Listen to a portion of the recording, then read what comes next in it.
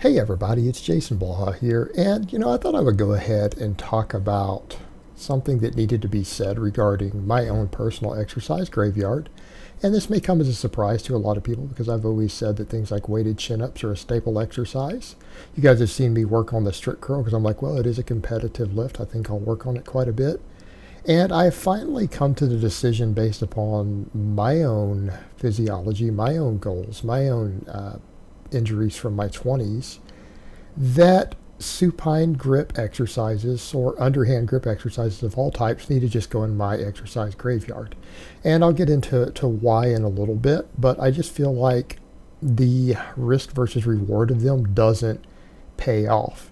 And particularly for someone like me who now does hook grip on all my deadlifting. All right, because I originally tore a bicep in my 20s doing very high frequency, heavy deadlifting with a mixed grip. A lot of other factors involved, and again, we make mistakes, and this was well over 15 years ago when I did this. It was like 2004 when I did this, right? 2004. It's now 2019. Moving on towards 2020. And one of the things I always tell people, and I've told powerlifters for many years on this, doing some stretch movements with your hand in the supine grip, things like an incline curl with dumbbells for a deep stretch, can help reduce the chance of tearing a bicep. Can reduce the chance. But if you're going to hook grip, the chance goes to virtually zero anyways. You're not doing the mixed grip. You don't have an underhand grip. So let's go ahead and throw the underhand grip deadlift in there too, right? I've even messed a little with some of my speed work while working on the hook grip of doing a little bit of light mixed grip. But even then, I don't know if I really need to. What's the point? If I could just hook my grip in competition, and if I ever feel like grip is something I can't deal with and I need to do more deadlifting, I could always strap up. But let's go to the other point. If I'm not going to work on my grip when I'm deadlifting, why even do a deadlift at all? I have other hip hinges that I could do that could replace the deadlift completely if I don't care about my grip training. I don't care about actually training the deadlift in a way that carries over in some way. I could make the argument I could just do some heavy good mornings if I'm not going to actually train my grip. Right? There's an argument to be made for that. So with me doing that, I'm not getting one of the big benefits of doing it. So what are we talking about? Let's go over and talk about bicep development. And let's talk about actual functional strength. And underhand grip exercises are not our natural movement pattern. We can do them, but they have problems when they load, right? They have problems when they load. And if you do anything, do you ever grip anything that way?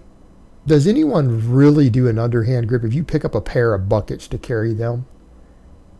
Does anyone really carry them underhand grip, or do you usually carry them like in a hammer grip? Right, isn't that hammer grip your more natural position for everything? In fact, that's usually where you get your best leverages. If you have handles you can pull up, usually most people are strongest at like the medium or narrow grip hammer grip pull up, aren't they? Because it has the most muscles involved. It does recruit the bicep fully, and every single study has confirmed that it recruits the bicep completely, just as much as the underhand grip does.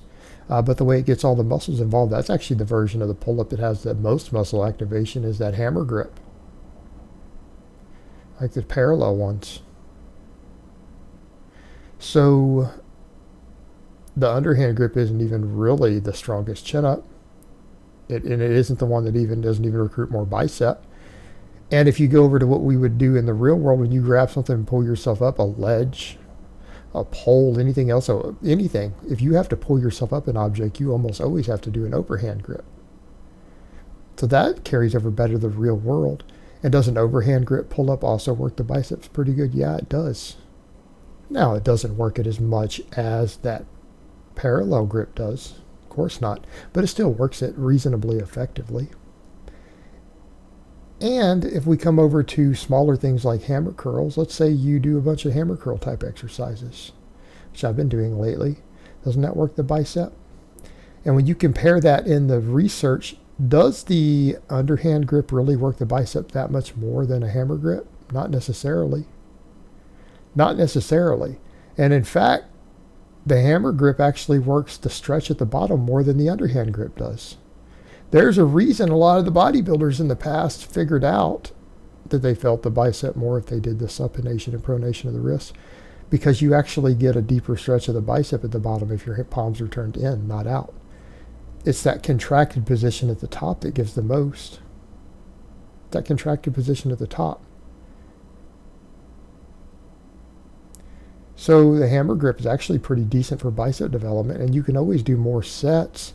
As long as your forearms and other muscles aren't giving out in the limiting factor, it's still a small exercise. It's not like you're being limited by your back. If you needed more bicep volume, because maybe the hammer grip isn't quite giving the same amount of recruitment the underhand grip stuff is for a concentration curl or a barbell curl or whatever, right? You could just do one more set and then still finish off those fibers, because it's still about total workload. Hey, and then the hammer curl does what? It works other muscles more than just the bicep. Brachialis, radial brachialis, all of that. So we get all of these things that we can do. We can still train the biceps. And quite frankly, I quit doing all this other stuff. And I think my arms are a hair bigger on this recomp. Now, that's hard to say. I mean, people can judge for themselves. I think they've grown a very, very microscopic amount. And these are the only exercises I'm doing. And I'm not known for having arms, by the way. Everyone knows I historically do not have good arm development. Now, ironically, that was always used on the internet as proof that, powerlifting doesn't build the biceps because of me. And I would argue, because I did years and years of curls, and you guys remember me doing curls on camera while powerlifting all the time, I would argue that it's proof that curls don't build biceps for people who aren't genetically gifted in the bicep. That would be my argument, right? Because I did tons of curls and still had underdeveloped biceps relative to all my other muscles that powerlifting built. I would therefore argue that curls are completely useless for building biceps using me as evidence. I mean, I'm just saying, if we're going to go off anecdote, because I'm someone who powerlifted and did a bunch of curls and still had lagging biceps, and all my powerlifting muscles got bigger, but my biceps didn't. Therefore, curls suck and bench press and squats rule. That's what we could argue. So, over to the point though. We can do these other exercises. They add other things to the table than just biceps. They work other muscles. They're a more natural position in general, and they're just easier in terms of connective tissue. So let's come over to the graveyard part. Why am I quitting? Because every one of these things, if I train them long enough for any extended period of time, what happens? I got my chin-up strength pretty respectable. And I actually had one guy say, "Oh, you've only done a chin-up one chin-up with 100 pounds. No, I was doing it every day on camera. You must have forgot." See, that's the thing when people listen to my detractors instead of actually following my videos long-term and actually watching everything I do. They would know that I have done chin-ups with 100 pounds on camera more than 15 times. I've done it more than 15 different days in the last year and a half. It wasn't just once. So they can argue all they want about my range of motion on one example that someone picked out somewhere. But I was doing a 100-pound chin-up every day for a while, or 4 to 5 days a week when I was training Bulgarian.